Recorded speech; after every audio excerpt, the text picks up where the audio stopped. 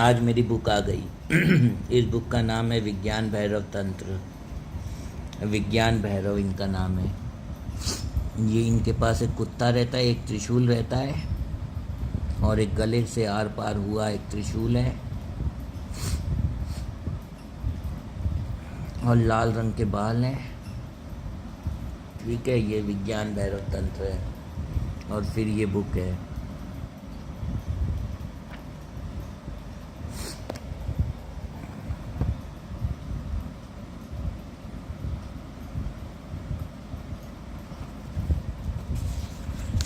ये देखो क्या लिखा है।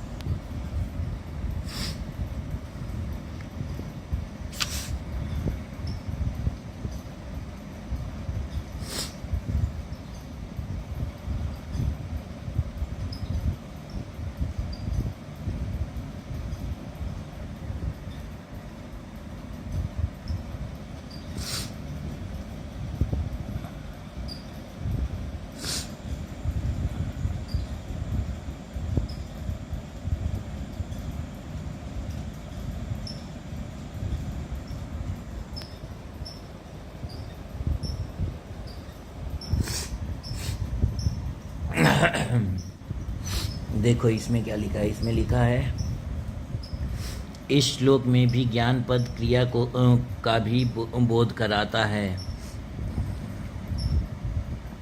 इच्छा ज्ञान अथवा किसी क्रिया के उत्पन्न होने के साथ ही अपने चित्त को उसी में स्थिर करके अन्य सभी प्रकार के विषयों के संकल्प का परित्याग कर दे। यह सब कुछ आत्मा ही है। इस प्रकार की दृढ़ भावना से इच्छा ज्ञान अथवा क्रिया में ही अपने चित्त को स्थिर कर अन्य सभी बाह्य विषयों से अपने चित्त को हटा ले।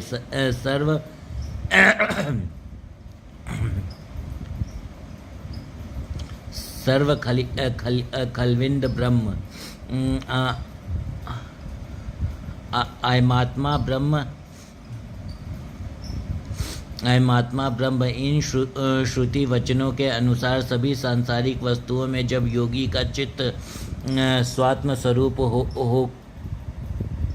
को ही देखने लगता है तो इस भावना के दृढ़ होने पर परमार्थ तत्व का ज्ञान हो जाता है। इसका अभिप्राय यह है कि जब योगी सभी पदार्थों को अपना ही रूप मानकर एकाग्र चित्त से उनसे अपनी धारणा को स्थिर कर देता है तो उसको परमार्थ तत्व का परिज्ञान हो जाता है। इस श्लोक में संलग्न अर्थात साकार भावना का विधान है। नेत्र तंत्र परिज्ञान हो जाता है। इस श्लोक में संलग्न अर्थात साकार भावना का विधान है। नेत्र तंत्र में अनुत्तर योग का विवेचन करते समय अनेक प्रकार की धारणाओं का निषेध किया गया है। क्षेमराज ने इसकी व्याख्या करते हुए सालभन भावना के उदाहरण के रूप में प्रस्तुत श्लोक को उद्धृत किया है।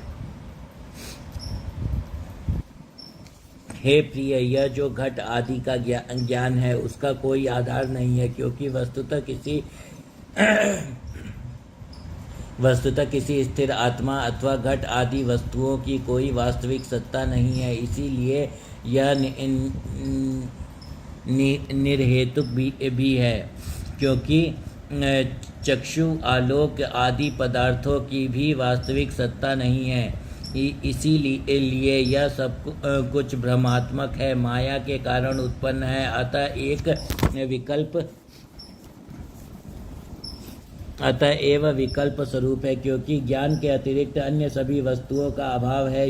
यह वही घट है। इस तरह का ज्ञान यह वही गंगा का प्रवाह है। इसी ज्ञान की तरह भ्रमात्मक ही माना जाएगा। अर्थात गंगा के प्रवाह में जैसे यह वही प्रवाह है, यह प्रत्यभिक्षा भ्रांति जन्म है, उसी तरह घट देवदत्त आदि की प्रात्यभिज्ञा को भी भ्रमात्मक ही मानना चाहिए।